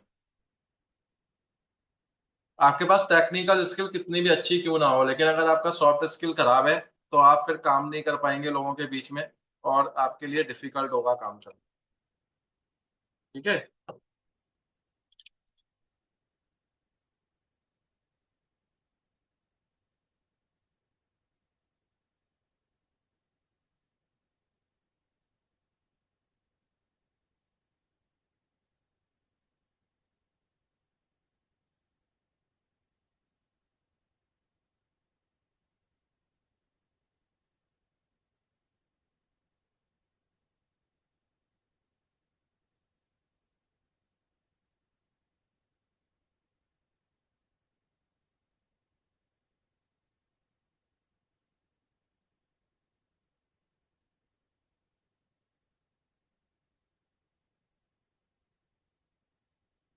तो कम्युनिकेशन स्किल का मतलब है कि जब कोई, किसी भी व्यक्ति को अगर मान लीजिए कि दूसरे पर्सन को अपना कोई भी मैसेज देना है, ठीक है, या आप कह सकते हैं कि कोई व्यक्ति अपना कोई इमोशंस, फीलिंग शेयर करना चाहता है किसी दूसरे के साथ, और किसी भी व्यक्ति को अपने मन का कुछ फीलिंग शेयर करना है, इमोशन शेयर करना है, कोई इंफॉर्मेशन शेयर करना है, तो उसको क्या करना पड़ता है, कम्युनिकेट करना पड़ता है। तो कम्युनिकेशन के लिए कम से कम दो लोगों का होना जरूरी है, एक बोलने वाला, एक सुनने वाला। इसे हम कम्युनिकेशन कहते हैं। तो कम्युनिकेट करते टाइम दो प्रकार के कम्युनिकेशन हमारे चलते हैं, एक शब्दों के द्वारा और दूसरा बॉडी लैंग्वेज के द्वारा। शब्दों के द्वारा और बॉडी लैंग्वेज के द्वारा हम कम्युनिकेट करते हैं। दो प्रकार के कम्युनिकेशन है हमारे। कौन कौन से हैं वो? वर्बल कम्युनिकेशन, जो कि शब्दों के द्वारा होता है। वर्बल कम्युनिकेशन, शब्दों के द्वारा जो हम कर रहे हैं वो वर्बल है हमारा। और जो बॉडी लैंग्वेज के थ्रू करते हैं हम, कि जब हम बात करते हैं तो हमारी बॉडी लैंग्वेज के थ्रू हमारा जो काम होता है वो क्या होता है? Non verbal. इसलिए जब हम बात करते हैं किसी से, तो बात करते टाइम जब हम किसी की बात को सुनते हैं तो हमें उसकी बॉडी लैंग्वेज पे भी ध्यान देने की जरूरत होती है, जिससे कि हम उस व्यक्ति की पूरी बात को समझ सके। दूसरी साइड हमें यह भी ध्यान रखना है कि अगर हम बात कर रहे हैं किसी से, तो हमारी बॉडी लैंग्वेज भी सही हो। किसी व्यक्ति को हमारी बॉडी लैंग्वेज ऐसी ना लगे कि उसको डर लगे या नकारात्मक इम्पैक्ट उस पर पड़ रहा है, वो सोच रहा है कि ये मुझे डराने की कोशिश कर रहा है, धमकाने की कोशिश कर रहा है। बॉडी लैंग्वेज से पता चल जाता है ना। हाँ। हम्म। जी सर। ये सनी देओल आते हैं ना मूवी में, पता चल गया आप पीटेगा सबको, बॉडी लैंग्वेज से पता चल जाता है। तो ऐसे ही क्या है कि हमारी भी है, जब हम किसी पे गुस्सा दिखा रहे होंगे तो वो अलग अलग हो जाएगी, तो उसका ध्यान रखना है। लिसनिंग का मतलब है, हाँ, इसमें कम्युनिकेशन में ये भी चीज ध्यान रखनी है कि कम्युनिकेट करते टाइम आपका जो कम्युनिकेशन, जो लैंग्वेज आप यूज कर रहे हैं, वो सिंपल होना चाहिए, क्लियर होना चाहिए, आपका टोन सॉफ्ट होना चाहिए, लाउड नहीं होना चाहिए। बिजनेस लैंग्वेज यूज करें आप, लोकल इनफॉर्मल लैंग्वेज यूज ना करें। ठीक है। लिसनिंग स्किल्स का मतलब है, लिसनिंग स्किल्स का मतलब है सुनने की कला, सुनने का कौशल।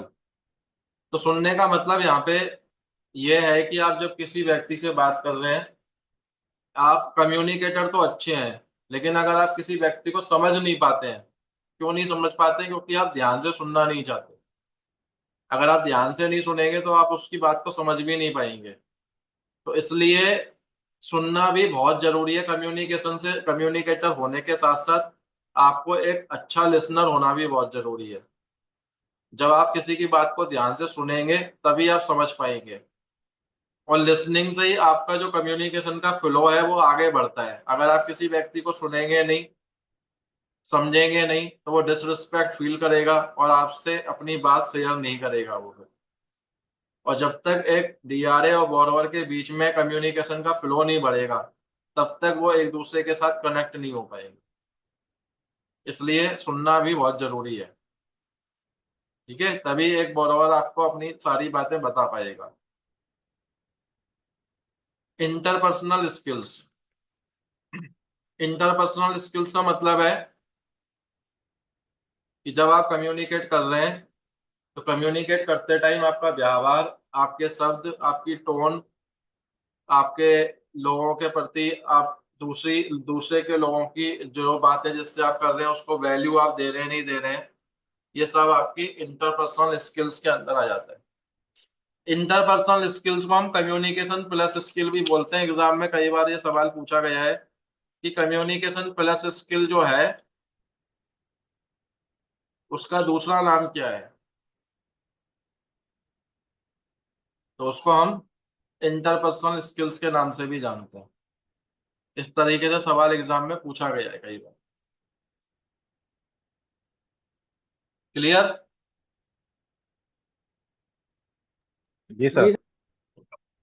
इस चैप्टर का डिटेल्ड वीडियो आप लोगों को भेजा हुआ है। मैं आपको सजेस्ट करूंगा कि आप उसको देखें। Okay sir. मैं आज आप लोगों को कुछ वीडियो एक साथ भेज दूंगा, जिनको आपको बिल्कुल पक्का करके जाना है। वो वीडियोस आपको भेज दूंगा, आप उनको पक्का कर लेना अपना बिल्कुल। अब आपके पास जब तक एग्जाम नहीं हो रहा तो उनको देखें, और बुक भी पढ़नी है। ऐसा नहीं कि वीडियोस ही देखने हैं, बुक भी पढ़ना है साथ साथ। ठीक है। जैसे कल हमने जो वीडियो बनाई थी और आज बनाएंगे, ये दोनों वीडियो आपको बुक के साथ पढ़ना है। बुक साथ में रखें और उसको सुने, और पढ़ें साथ साथ।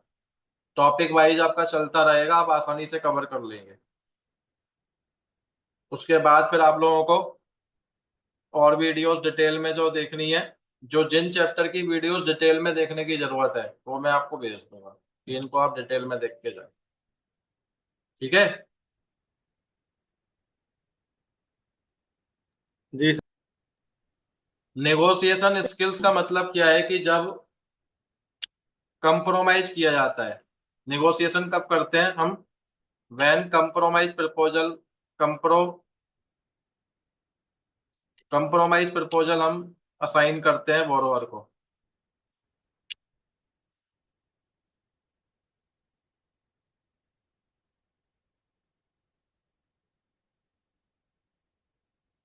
तो ये कब होता है? जनरली अनसिक्योर्ड लोन में।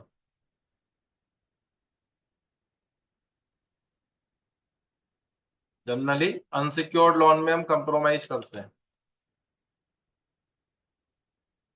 जहां किसी प्रकार की सिक्योरिटी नहीं है।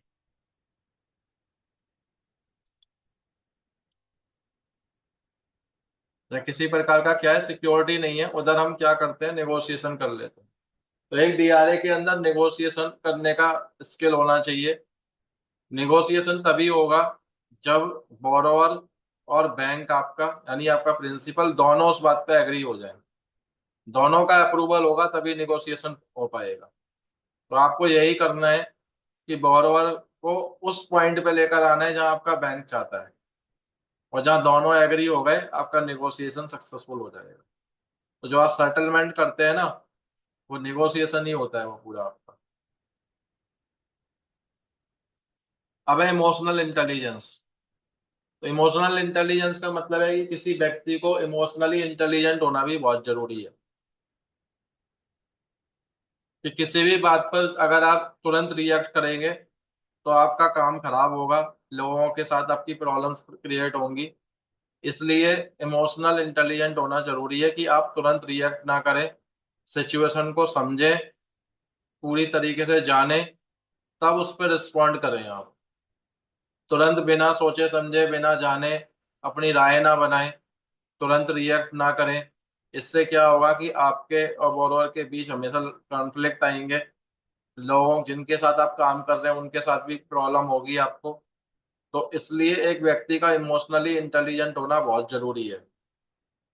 जितनी भी प्रॉब्लम्स आज हो रही हैं लोगों के बीच में, चाहे वो प्रोफेशनल हो या पर्सनल हो। हेलो। हाँ भारती हम लोग।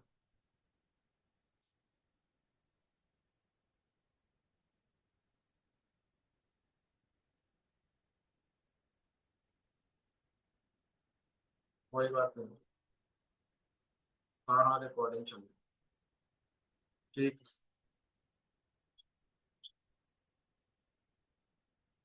ठीक है ठीक है। ठीक है।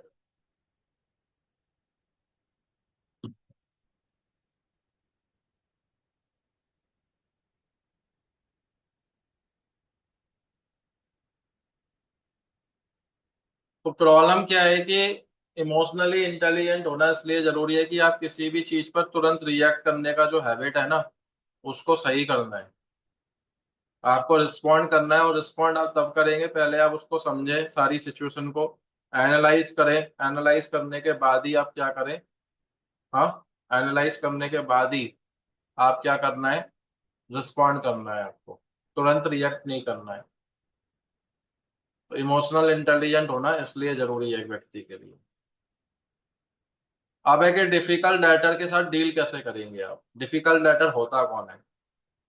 हमने तीन प्रकार के डाटर बताए थे आपको, नॉर्मल, डिफिकल्ट और डाउटफुल। तो नॉर्मल डाटर वो होता है जो पैसा पे कर देगा, पैसा पे कर सकता है वो कर देगा। आपने उसे कॉल किया और आपका पैसा पे कर दिया, नॉर्मल डाटर है वो। या बिना कहे ड्यू डेट पे पैसा पे कर दिया, नॉर्मल डाटर है। डिफिकल्ट डाटर वो है जो पैसा पे तो कर सकता है लेकिन पे करेगा नहीं, टालेगा, बिल्कुल डिफॉल्टर है, जानबूझकर डिफॉल्ट करना चाहता है। और डाउटफुल कौन है? डाउटफुल वो डेटर है जो पैसा पे तो करेगा लेकिन आपसे कम करवाएगा। जिसके साथ आप नेगोशिएट करते हैं वही डाउटफुल डेटर होता है। ठीक है, नेगोशिएशन आप डाउटफुल डेटर के साथ ही करते हैं। तो जो डिफिकल्ट डेटर के साथ डील कैसे करेंगे, सबसे पहले क्या है कि आपको पता कैसे चलेगा ये डिफिकल्ट डेटर है। तो डिफिकल्ट डेटर की पहचान ये है कि डिफिकल्ट डेटर क्या करेगा आपसे, आप उसे जब भी कॉल करेंगे आपकी कॉल को पिक नहीं करेगा, टालेगा, बाद में करने के लिए बोलेगा, बात नहीं करेगा आपसे लगातार, अपॉइंटमेंट ले लेगा मिलने के लिए, लास्ट टाइम पे अपॉइंटमेंट कैंसिल कर देगा आपका। इसका जो पैटर्न है इससे आपको समझ में आ जाएगा डिफिकल्ट डेटर है। ऐसे में आप क्या करना है, उसके रजिस्टर्ड ईमेल आईडी पे, बैंक करता है ये, बेसिकली बैंक का काम है, आपका नहीं है। बैंक के लिए बताया गया है कि ऐसे में वो बैंक क्या कर सकता है, उसके रजिस्टर्ड ईमेल आईडी पे जितना भी ड्यू का डिटेल है उनको भेजेगा। जो प्रोफेशनल रेफरेंसेस उसने दिए थे उनसे बात करेंगे हम, और उनको रिक्वेस्ट करेंगे कि वो हमसे बात करें। इसके बाद भी अगर वो नहीं मानता तो लॉयर का नोटिस भेजेंगे। लॉयर का नोटिस भेजने के बाद भी अगर वो नहीं मानता तो हम एसेट्स पोजेशन का काम करेंगे। ये डिफिकल्ट डेटर के साथ हमें थोड़ा अलग तरीके से चलना पड़ता है। वो नॉर्मल डेटर की तरह बिहेव नहीं करेगा और ना ही आप नॉर्मल डेटर की तरह उससे पैसा निकाल सकते।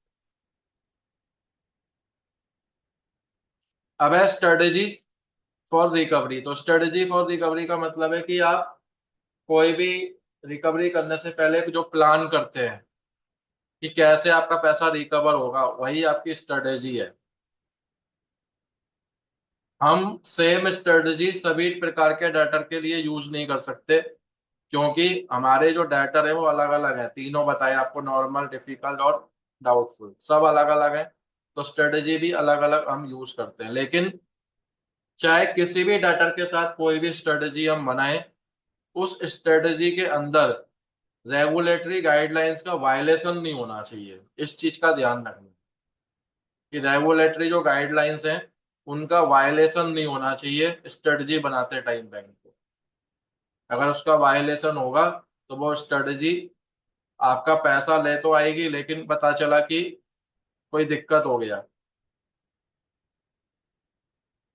आपके लिए पेनल्टी लग गई, बैंक के लिए दिक्कत खड़ी हो गई, बहुत सारी चीजें हैं।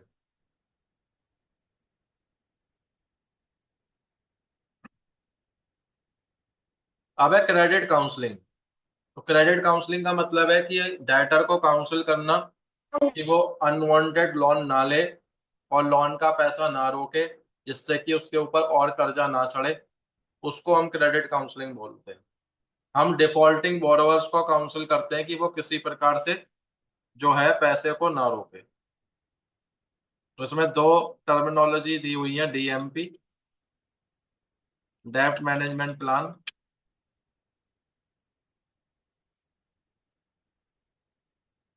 और रीफेसमेंट।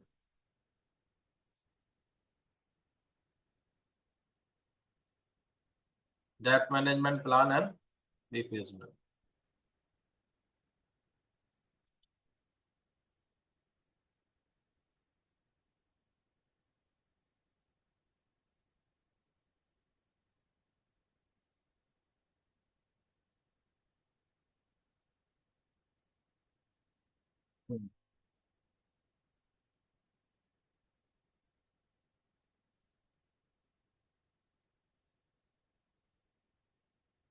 रीफेसमेंट का मतलब इनको थोड़ा समझ लेते हैं। डीएमपी में क्या होता है कि अगर किसी डेटर ने मान लीजिए कि कई लोन ले रखे हैं और अलग अलग ईएमआई का बर्डन उसके ऊपर बढ़ रहा है, वो पे नहीं कर पा रहा है, तो बैंक उसके, एक ही बैंक से लिया है तभी होगा, उसके दो तीन लोन को मर्ज करके एक ईएमआई बना देगा, जिससे उसको अलग अलग ईएमआई पे करने में जो ज्यादा प्रॉब्लम आ रही है वो थोड़ा बर्डन कम हो जाएगा उसका। उसे हम डीएमपी कहते हैं। रिफेसमेंट में क्या है कि रेट ऑफ इंटरेस्ट ज्यादा लगने की वजह से वो पेमेंट नहीं कर पा रहा है और कह रहा है कि आप मेरा रेट ऑफ इंटरेस्ट जो आपने लगाया है वो रिड्यूस कर दीजिए, आपने जो बढ़ाया है उसको कम कर दीजिए, मैं पेमेंट कर दूंगा। तो बैंक जब रेट ऑफ इंटरेस्ट रिड्यूस करता है उसको हम रीफेसमेंट कहते हैं। ठीक है।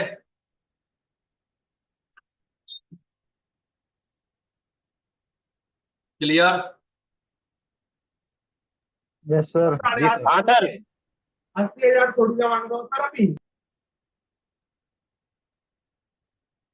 ये आपका चैप्टर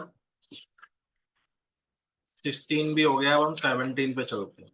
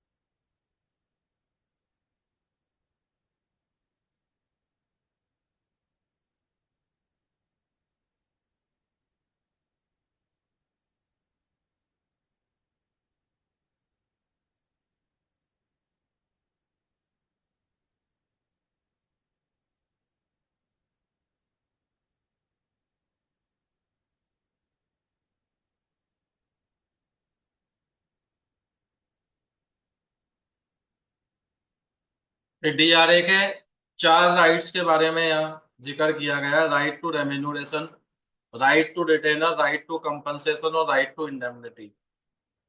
तो जितने भी राइट है एक एजेंट के, वो इंडियन कॉन्ट्रैक्ट एक्ट के अंदर बताए गए हैं। और जो राइट होते हैं वो जब एजेंसी एग्रीमेंट साइन किया जाता है बैंक के साथ में, तो वहां पे इन राइट के बारे में जिक्र किया जाता है। और कोई राइट अगर उसके अंदर मॉडिफाई करने की जरूरत होती है तो वहां पे मॉडिफाई कर दिया जाता है। ठीक है ना? किसी प्रकार अगर मॉडिफाई करना है तो वहां मॉडिफाई करा दिया जाता है उसको।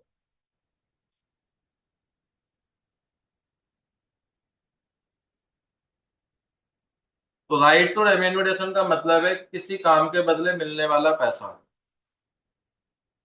इंडियन कॉन्ट्रैक्ट एक्ट में इस राइट का कोई ऑटोमेटिक प्रोविजन नहीं दिया गया है,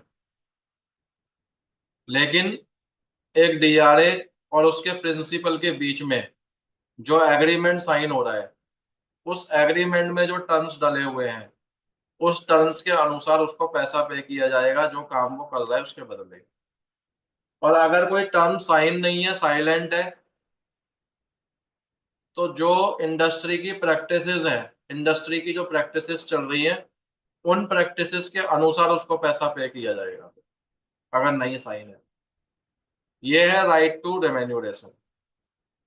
राइट टू रिटेनर का मतलब है, जो सेक्शन 217 है वो राइट टू रिटेनर की बात करता है। इंडियन कॉन्ट्रैक्ट एक्ट का सेक्शन 217, भारतीय संविदा अधिनियम 217। अरे से भी यहाँ पे ध्यान दो।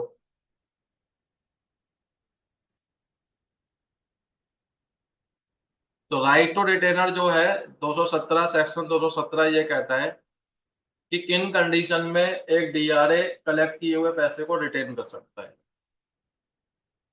तो वो दो कंडीशन में रिटेन कर सकता है। या तो उसने बैंक के लिए काम कर रहा है, उस काम को करते हुए ठीक है, बैंक के ही काम को करते हुए कुछ एक्सपेंडिचर है उनके लिए, या उसका कोई रेम्यूनरेशन बकाया है बैंक के पास, तो वो रिटेन कर सकता है। लेकिन होता क्या है कि जब हम स्पेशल एग्रीमेंट साइन करते हैं ना, एक स्पेशल एग्रीमेंट के जरिए इस राइट को मॉडिफाई कर दिया जाता है, तो वहां पे ये इस राइट को हटा दिया जाता है, मॉडिफाई कर दिया जाता है कि किसी भी कंडीशन में डीआरए अपने पास पैसा रिटेन नहीं कर सकता।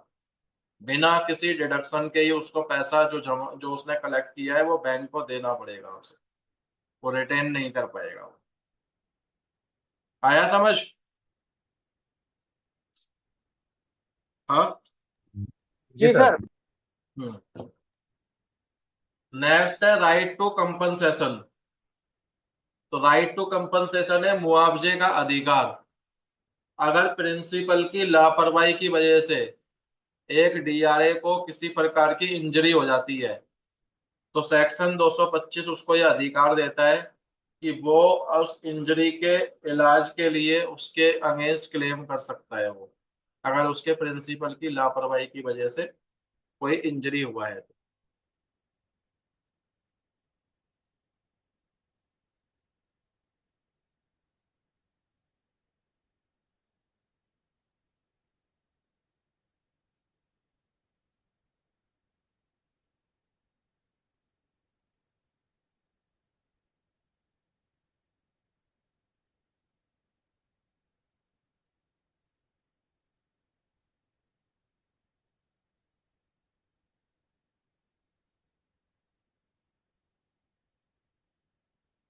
नेक्स्ट है हमारा राइट टू इंडेमनिटी।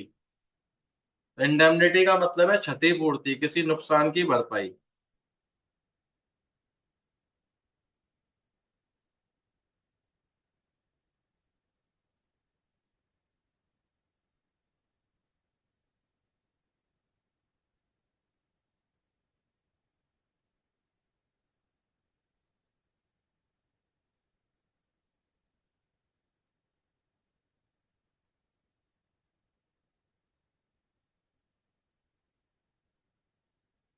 किसी नुकसान की भरपाई, उसको हम क्या बोलते हैं?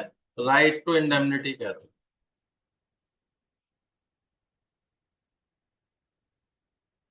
तो सेक्शन 224 ये कहता है कि अगर फील्ड में मान लीजिए कि किसी डीआरए का किसी कस्टमर के साथ कोई झगड़ा हो गया और उसको कोई इंजरी हो गई, तो वो उस इंजरी के लिए क्लेम कर सकता है, इंडेमनिटी के लिए क्लेम कर सकता है।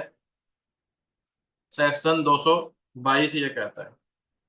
लेकिन अगर मान लीजिए कि डीआरए ने खुद ही झगड़ा किया, खुद ही उसने उल्टा सीधा बोला, किसी कस्टमर को झगड़ा करने की कोशिश की, तो सेक्शन 224 कहता है उसे कोई इंडेमनिटी नहीं मिलेगी। इंडेमनिटी तभी मिलेगी जब डीआरए ने क्या किया हो, लॉफुली एक्शन लिया हो, लॉफुल वर्क किया हो।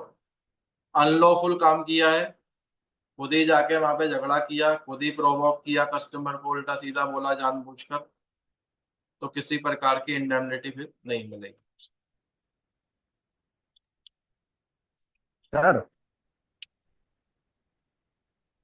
अब हम ड्यूटीज ऑफ डीआरए की बात करेंगे।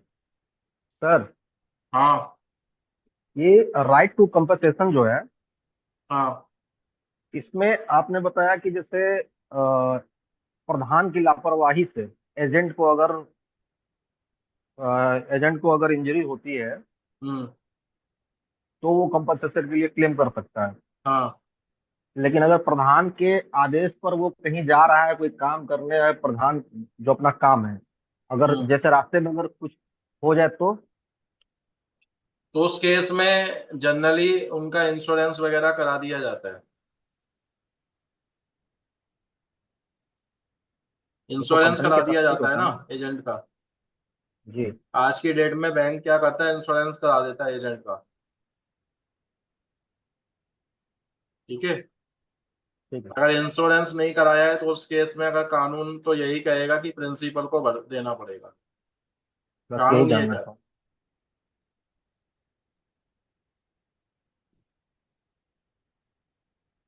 क्योंकि अब क्वेश्चन इसी ड्यूटीज पे टाइप से देखेंगे है। हम।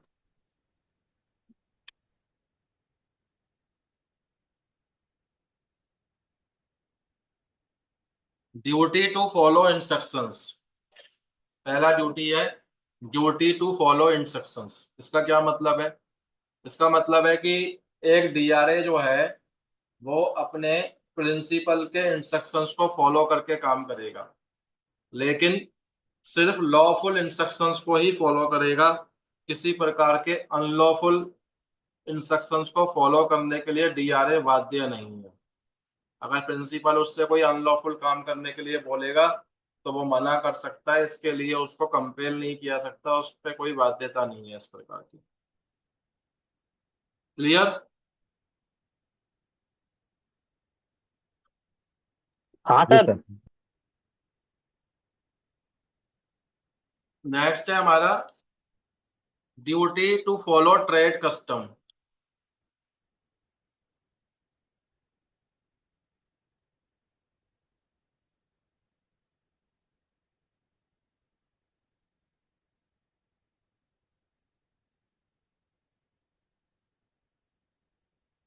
Duty to follow trade customs का मतलब क्या है? Duty to follow trade custom का मतलब है कि अगर मान लीजिए इंस्ट्रक्शन साइलेंट है, इंस्ट्रक्शन नहीं दिए गए किसी प्रकार के, तो उस कंडीशन में डीआरए को जो उसकी इंडस्ट्री में जो प्रैक्टिसेस हैं, जो चलता है उसकी इंडस्ट्री में, जो फेयर प्रैक्टिस है, जो आरबीआई या रेगुलेटरी गाइडलाइंस के द्वारा बनाई गई प्रैक्टिसेस है, वो उनको फॉलो करके काम करेगा। ऐसा नहीं कि अगर डीआरए को नहीं बताया कि कॉल किस टाइम करना है तो वो किसी भी टाइम कॉल करने लगा।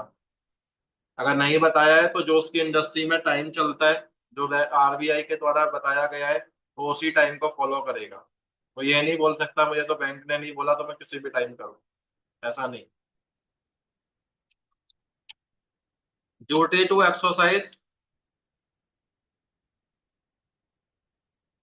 Care and skill. इसका मतलब है कि अपने काम को सावधानी पूर्वक और स्किल्स को ध्यान में रखते हुए करेगा, लापरवाही से नहीं करेगा वो।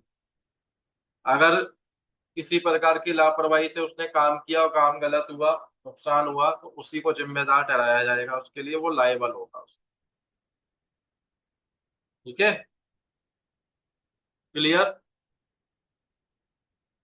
Yes sir. हाँ सर। नेक्स्ट है duty to communicate. Duty to communicate section 214, उसको ये ड्यूटी है कि वो अगर मान लीजिए कि किसी प्रकार की उसको कोई समस्या हो रही है, कोई प्रॉब्लम हो रही है जो उसको नहीं समझ में आ रहा है, तो वो अपने प्रिंसिपल को कम्युनिकेट करे और उससे इंस्ट्रक्शंस ले उसे क्या करना है। ये उसकी ड्यूटी है। ठीक है? अपनी मर्जी से कोई भी एक्शन नहीं लेना है, उसे कम्युनिकेट करना है कि उसको जो भी प्रॉब्लम का सामना कर रहा है वो कम्युनिकेट करे, इंस्ट्रक्शंस ले, और जो इंस्ट्रक्शंस दिए जाएंगे उन इंस्ट्रक्शंस को फॉलो करते हुए वो काम करेगा। नेक्स्ट है duty to render accounts. Duty to render accounts का मतलब ये है कि अगर जो भी लोन अकाउंट आपको दिए गए हैं, जो भी आप एफर्ट डाल रहे हैं, जो भी आप काम कर रहे हैं, उसको अप टू डेट रखें, आप अपडेट करें उसे। क्यों अपडेट करें? कि जब भी आपसे लोन अकाउंट का कोई डिटेल मांगा जाए या कोई रिपोर्ट मांगा जाए तो आप उसे रेंडर कर सके। रेंडर मतलब प्रेजेंट कर सके। ये आपकी ड्यूटी है कि आप उसको प्रेजेंट कर सके। ठीक है? तो ये ड्यूटी जो है वो सेक्शन 213 ने 13 देता है ये रेंडर करने का जो है वो सेक्शन 213 देता है। नेक्स्ट है ड्यूटी टू रेमिट मनी। कि जो भी पैसा उसने कलेक्ट किया, जो ड्यूज कलेक्ट किए हैं, वो बिना किसी डिडक्शन के उसको रीजनेबल टाइम के अंदर क्या करना है, अपने प्रिंसिपल्स को पे करना है। अपने प्रिंसिपल्स को पे करेगा वो। नेक्स्ट है duty not to delegate. Duty not to delegate क्या कहती है? कि एक डीआरए को ऑथराइज किया है बैंक ने या उसके प्रिंसिपल ने, जिसने भी उसे ऑथराइज किया है, वो अपना काम किसी और से नहीं करा सकता, अपनी ड्यूटी किसी और से नहीं करा सकता, अपना काम किसी और को डेलीगेट नहीं कर सकता है, खुद ही करेगा वो काम। जब तक कि बैंक किसी को अप्रूव ना करे तब तक वो किसी और को अपने साथ काम करने के लिए नहीं रख सकता और ना ही अपना काम किसी और से करा सकता है। ड्यूटी ऑफ कॉन्फिडेंशियलिटी कि कस्टमर्स की जो भी डिटेल उसके पास है उसका इंफॉर्मेशन किसी भी व्यक्ति को वो नहीं देगा जिसका उस लोन से कुछ लेना देना नहीं है, उसको किसी भी चीज के बारे में वो नहीं बताएगा। ठीक है ना? क्लियर? यस जी सर। सर।